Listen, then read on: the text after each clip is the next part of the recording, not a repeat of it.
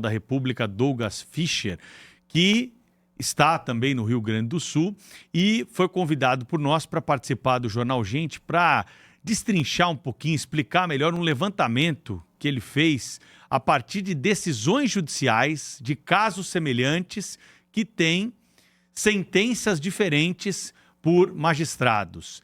E a partir desse levantamento nós podemos discutir o conceito de justiça, a interpretação da lei. Isso vai provocar uma reflexão, tenho certeza, da nossa audiência a respeito da justiça criminal do país. Procurador Douglas Fischer, muito obrigado por aceitar o nosso convite, por estar ao vivo conosco aqui no Jornal Gente, transmitido pela Rádio Bandeirantes e também pela Band News TV todas as manhãs. Qual foi o levantamento? Onde que o senhor identificou ali que, por parte do STJ, nós tínhamos algo diferente a ser noticiado, a ser explicado para a sociedade? Bom dia. Bom dia a todos, bom dia Pedro, bom dia Cláudio, bom dia Thaís.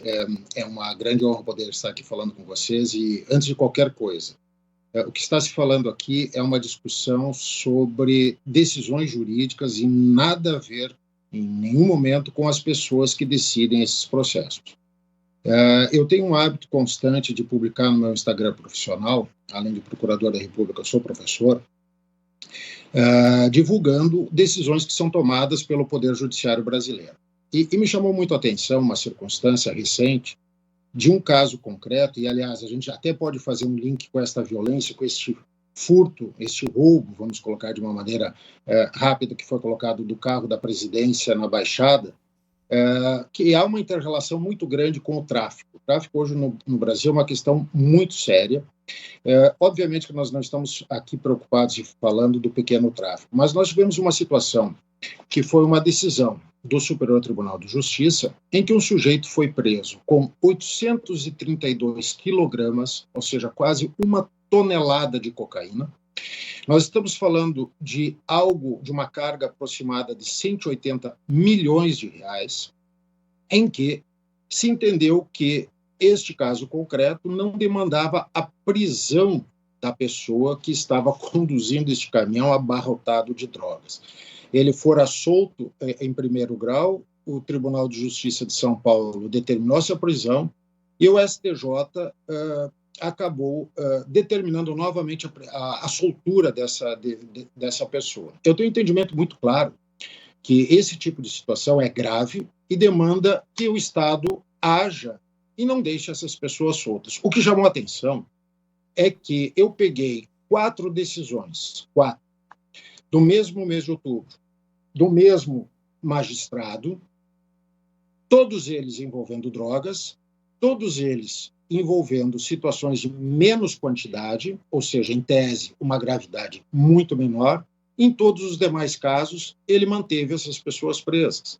E nesse de 832 quilos, vejam, não é 1 quilo de cocaína, que já seria muito, eu estou falando de quase 1 tonelada de cocaína, se entendeu que não havia uma gravidade, digamos assim, relevante a justificar a prisão cautelar, como a gente fala no jargão jurídico, né, a prisão preventiva dessa pessoa. Então, o que eu tenho notado? Que nós temos um descompasso muito grande, e já passo para as perguntas, um descompasso muito grande em decisões que são tomadas. Claro que existem possibilidades de interpretações diferentes, mas o que nós temos hoje eu pego essas decisões e é fácil comparar e ver que há uma ausência de critério para se coibir, pelo menos tentar dessa maneira se coibir esse tipo de crime. Doutor Douglas Fischer, é uma honra recebê-lo aqui, viu? Eu li o seu trabalho sobre isso, a comparação o registro desses 4 casos ao que o senhor se refere, porque de fato são casos chocantes, né? Casos que mostram a apreensão de grandes quantidades de drogas e, no entanto, pareceu haver ali como é que eu diria, uma busca curiosa de pretextos para liberar o traficante, para soltar o traficante. Tecnicalidades jurídicas, porque a apreensão foi feita dessa ou daquela maneira, a abordagem policial foi feita sem motivo. É como se o policial, a expertise policial não fosse suficiente para detectar ou a informação que o policial tenha, né, para detectar ali que há alguma coisa de errado que mereça, exija aquela abordagem. Assim, a gente fica num estado de perplexidade, né, porque a gente que eu falo é a sociedade que não tem, enfim, informação jurídica suficiente. Fica tudo muito estranho, tudo muito suspeito. O senhor acredita que é simplesmente erro, é um erro decorrente talvez de baixa qualificação de quem prolata a sentença ou a decisão? Por que nós estamos sujeitos a isso, Dr. Douglas Fischer? Muito obrigado pela referência, Cláudio. O detalhe é o seguinte: é difícil fazer uma afirmativa dos motivos, né? Uma coisa é certa, que há um descompasso, isso não há dúvida alguma, e eu tenho uma percepção. Existe hoje uma tendência, isso aqui é uma crítica jurídica, vamos deixar isso muito claro, eu não estou, digamos assim, criticando quem decide, estou criticando as decisões, mas existe uma tendência de, digamos assim, de leniência quase quando se trata de tráfico de drogas. Eu tenho uma decisão, Cláudio, ouvintes e todos que estão nos vendo, posterior a essas, se me permitirem ler, é do dia 11 de novembro. Olha só o que aconteceu. É sobre abordagens. O Superior Tribunal de Justiça tem feito decisões que eu, Douglas, como jurista e como professor, tenho achado equivocadas. Porque eles têm anulado N processos, dizendo que não havia uma fundada suspeita de que o sujeito estava transportando drogas, e estão anulando, dizendo que aquilo seria uma prova ilícita. Olhem só este caso. Eu vou ler aqui para que todos possam entender, para que eu não distorça nada. Teve um caso em que a abordagem da pessoa ocorreu em razão de ele ser conhecido dos meios policiais pela prática de tráfico, estava em local conhecido como venda de drogas, apresentou fundadas suspeitas e com ele foi apreendido 51 gramas de cocaína. Nesse caso, o STJ diz que não tinham fundadas suspeitas para a busca efetuada e, portanto, a prova ilícita ele foi solto.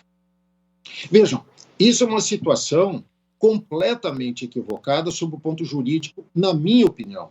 Porque se o sujeito está num local de drogas, é conhecido como traficante, apresentou uma conduta suspeita, expertise policial, recomenda esse tipo de abordagem, depois disse que isso seria ilícito. Me parece juridicamente equivocado, e isso gera o quê? Uma insegurança, inclusive para os policiais que estão atuando, e tem medo, alguns deles, eu já conversei com vários, de atuar porque eles ainda correm o risco, vejam bem, de responder por abuso de autoridade.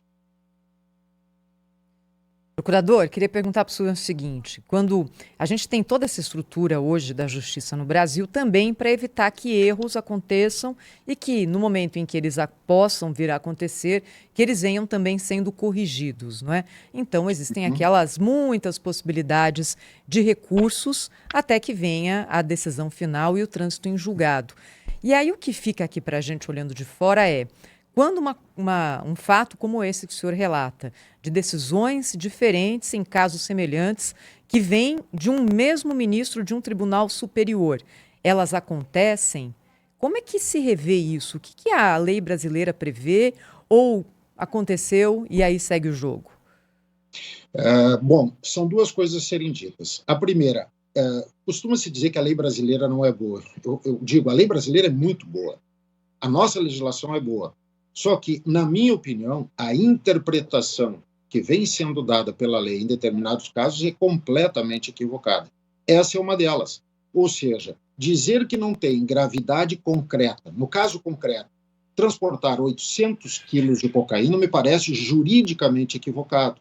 Como é que eu explico isso em face de outras decisões que dizem que 20, 30 quilos de cocaína é uma gravidade concreta? Ou um descuido, ou um tratamento, que hoje em dia nós estamos tendo habeas corpus e recursos aos milhares hoje pelos tribunais. E isso é um problema também que os tribunais estão enfrentando, porque eles deram uma abertura tão grande, mas tão grande para esse tipo de situação, que eles estão perdendo o controle. Não que nós não tenhamos que ter o habeas corpus, mas hoje a quantidade de recursos que existem no sistema jurídico brasileiro é simplesmente absurdo. Procurador Douglas Fischer está conosco. Essas decisões que saltam aos olhos da população, elas são passíveis de algum tipo de revisão? O Supremo Tribunal Federal pode, de alguma forma, reformar essas decisões do STJ ou os aspectos constitucionais eles estão afastados dessa discussão? Excelente pergunta, Pedro. Nesse tipo de situação, é muito difícil que um recurso de uma concessão de um habeas corpus no STJ seja revista pelo Supremo. O único recurso cabível seria o recurso extraordinário. Isso tem acontecido em alguns casos, mas são poucos os casos em que o Supremo consegue reverter esse tipo de decisão. E é importante dizer, nesses casos de abordagens policiais, que precisam melhorar, é importante dizer, ninguém está aqui dizendo que as abordagens são todas perfeitas, né? Mas o Supremo tem colocado, como eu digo, um pouco de freio nessas decisões que estão anulando dezenas, centenas de milhares de processos, quando, ao menos na minha interpretação e na interpretação do Supremo também, não há uma nulidade a ser declarada, ou seja, nós estamos criando justificativas para anular processo, quando, na verdade, na minha opinião, nós não temos. No meu perfil do Instagram diariamente, eu procuro estimular e publicar para que as pessoas vejam o que está acontecendo. Por quê? Porque eu tenho o hábito de ler todas as decisões publicadas pelo Supremo e pelo STJ todos os dias. Isso são centenas de páginas por dia, e dali eu seleciono decisões para divulgar que normalmente não são divulgadas. E são situações que realmente, decisões, algumas delas, que saltam aos olhos do quanto nós precisamos aprimorar o nosso sistema para todos os lados. Doutor Douglas. Diga. Doutor Douglas, não seria caso de atuação do órgão de controle externo da magistratura, do CNJ, porque, afinal de contas, se trata de casos gravíssimos, né? O CNJ não estaria omisso em relação a esses casos? Eu preciso dizer claramente, na minha compreensão, isso não é atribuição do CNJ. Por quê? Porque a crítica que se faz aqui é uma decisão jurídica, né? O que está se dizendo é que a decisão tecnicamente está errada. Então, isso precisa ser corrigido pelo canal jurídico, jurídico recursal, e não pelo controle de conduta do CNJ. Então, nessa parte, eu tenho uma posição que não caberia ao CNJ, nessa parte, atuar para, digamos, repreender magistrados ou juízes. Eles precisam ser respeitados na sua independência funcional. Quanto a isso, eu não tenho dúvida. Só que nós precisamos ter uma organicidade, né? E isso parte, aí sim, de cada um controlar melhor o que está decidindo. Quero agradecer ao Procurador Regional da República, Douglas Fischer, que participou conosco, trazendo, né, uma reflexão interessante a respeito desses casos que desaguam aí no Judiciário, tem a sua semelhança pela forma, né, da apreensão, da prisão, e acabam tendo decisões diferentes pelo Superior Tribunal de Justiça. Doutor Douglas, o canal está aberto aqui, quando tiver essas decisões, só mandar para nós aqui que nós temos muito interesse em fazer essa divulgação, como o Jornal Gente já faz há mais de 45 anos no ar pela Rádio Bandeirantes. Grande abraço para o senhor, obrigado pela entrevista e até uma próxima. Muito obrigado e sigo eu aqui acompanhando a cobertura diária de vocês. Bom trabalho e obrigado pela oportunidade. Obrigado. Bom, quero deixar